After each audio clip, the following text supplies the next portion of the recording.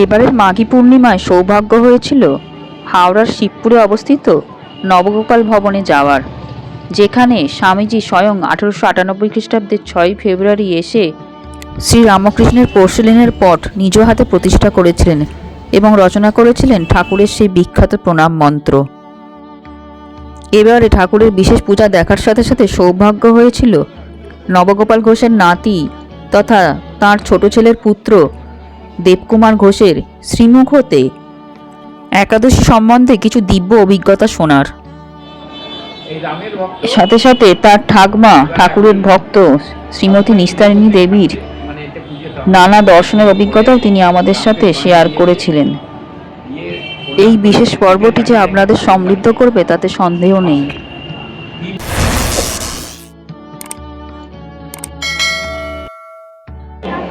নিস্তারিণী ঘোষ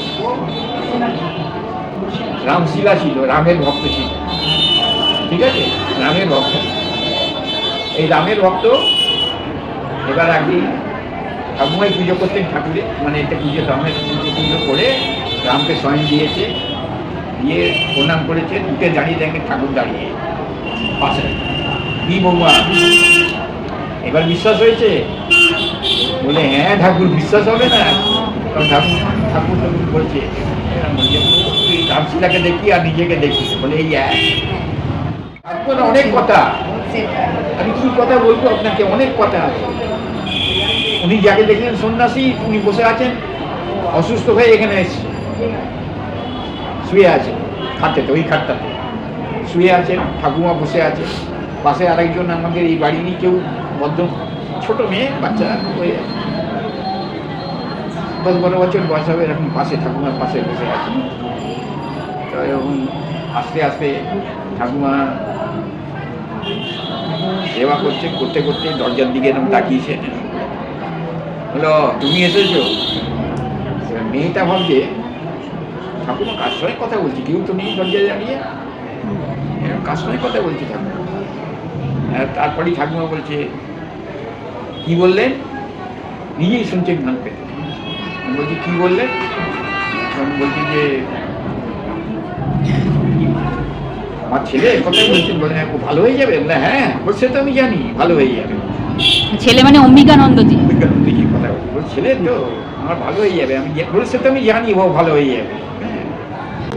তারপরে আরো কথাবার্তা, দু একটা কথাবার্তা বলার পর ঘুরে দাঁড়িয়ে বলছে, মানে দাঁড়িয়ে নয় বসেই বলছে, বলে আচ্ছা আমি শুনেছি আপনি যেখানে যান শ্রীরাম আপনার সঙ্গে থাকে। উনি ঘাট নামলেন, আমি কি একবার শ্রীরামকে দর্শন করতে পারি? উনিও ঘাট নামলেন, বলে ঘাটটা নেড়ে এরকম ঘাটটা এরকম সরে গেলেন, সরে গিয়ে তাকে পেছনে রাম দাঁড়িয়ে আছে।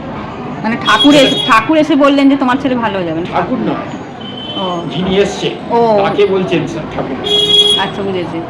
বলার পর বলছে যে আমি কি রামকে একবার দেখতে পারি? শুনেছি আপনি রাম আপনার সঙ্গে সঙ্গে থাকে, হনুমানজি। তারপরে বলছে যে আমি দেখতে পারি? উনি বললেন, ঘাট নেড়ে বললেন হ্যাঁ। তারপর উনি ঘাটটা সরিয়ে দিলেন, পিঠটা দেখে রাম দাঁড়িয়ে আছে পেছনে। দর্শন হয়েছে? হ্যাঁ হয়েছে। আচ্ছা তাহলে আমি এবার আসি বলে উনি চলে গেলেন। এইবারে সবাই মিলে আমাদের বাড়ির লোকের ঢের ঘিরে ধরেছে, ঠাকুমা কে এসেছিল, কে এসছো তুমি, যা রামকে দেখলে ওখানে কে? বলে বশিষ্ঠ দেব এসছে। বশিষ্ঠ মুনি,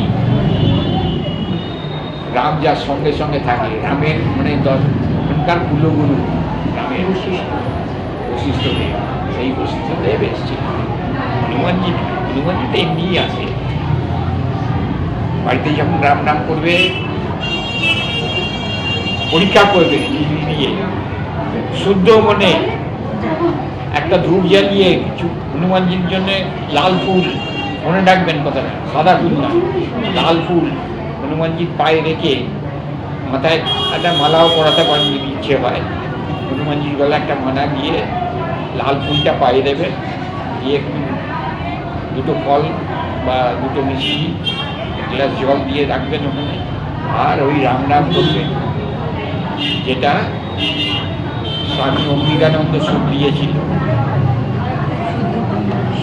শুদ্ধ ব্রহ্ম রাম পরম, ওই গানটা, ওইটা স্বামী অম্বিকানন্দ সুর দেওয়া, ওটা উনি শুনেছিলেন দাক্ষিণাত্যের কোনো এক প্রত্যন্ত গ্রামে, সুরটা শুনেছিলেন। সেই সুরটা উনি বাংলায় অনুবাদ করে, রাম নামটাকে বাংলায় অনুবাদ করে হ্যাঁ, উনি ওই সুর যখন সুরটা দিয়েছিলেন স্বামী অম্বিকানন্দ, বাংলায় অনুবাদ করে সুরটা দিয়েছিলেন রাজামণির সঙ্গে, দুজনে একসঙ্গে ছিলেন, স্বামী ব্রহ্মানন্দ আর স্বামী অম্বিকানন্দ একসঙ্গে ছিলেন। ওই সুরটা দিয়ে গানটা তৈরি করা হলো। এই গান ওম শ্রী সীতা লক্ষণ ভরত শত্রুঘ্ন হনুমান স্বামী শ্রী রামচন্দ্র পর ব্রহ্মণে বলে বা সুরটা করতে হবে। শুদ্ধ ব্রহ্ম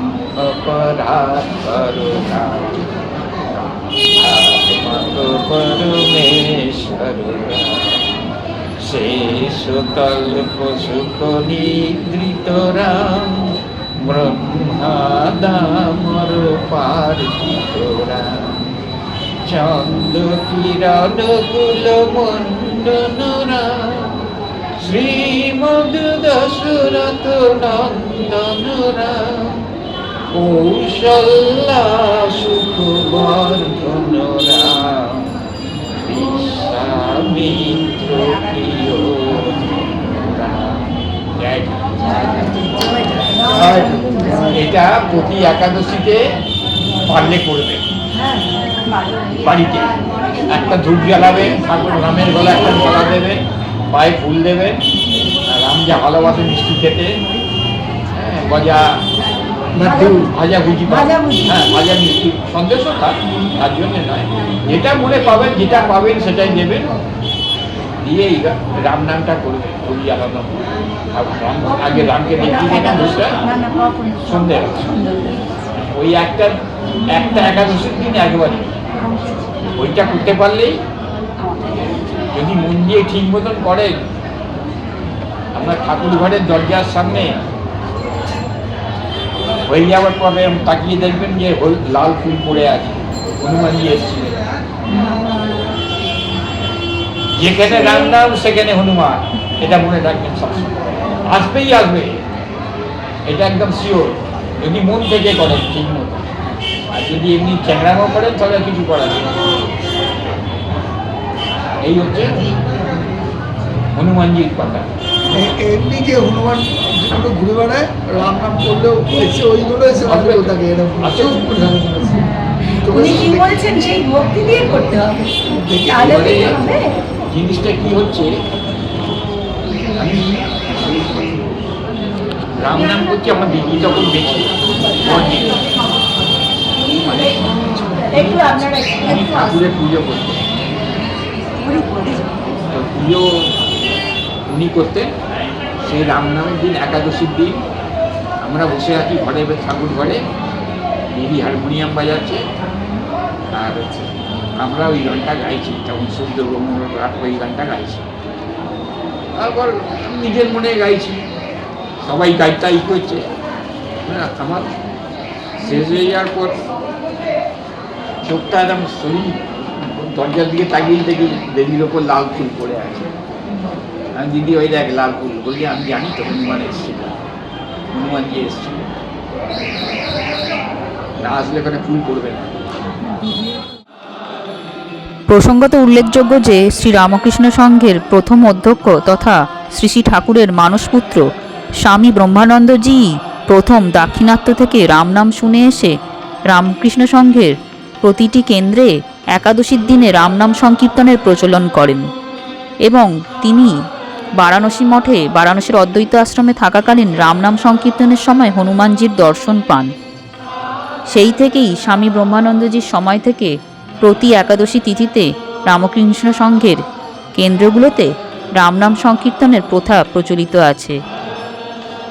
আধ্যাত্মিক পরিবেশ সৃষ্টি করার জন্য এবং মনে ভক্তিভাব জাগ্রত করার জন্য সমবেতভাবে, ঐক্যবদ্ধভাবে একাদশী তিথিতে রামনাম করা খুবই ফলপ্রসূ হয়। শ্রী শ্রী ঠাকুর ও শ্রী শ্রীমা একাদশী কীভাবে পালন করতেন এবং শ্রী রামকৃষ্ণ সঙ্গে একাদশী ব্রত কীভাবে পালন করা হয় সেই নিয়ে আগেই একটি ভিডিও এই চ্যানেলে দেওয়া আছে। সেই ভিডিওটি দেখতে হলে বর্তমান ভিডিওর আই বাটনে অথবা ডেসক্রিপশন বক্সে দেওয়া ভিডিও লিঙ্কটি ক্লিক করুন। আশা করি একাদশী সম্পর্কিত আজকের পর্বটির মাধ্যমে সমৃদ্ধ হয়েছেন। ভগবানের নাম সংকীর্তন করে সবাই আনন্দে থাকুন, সুস্থ থাকুন, এই প্রার্থনা করি। জয় ঠাকুর, জয় মা, জয় স্বামীজি, জয় শ্রীরাম।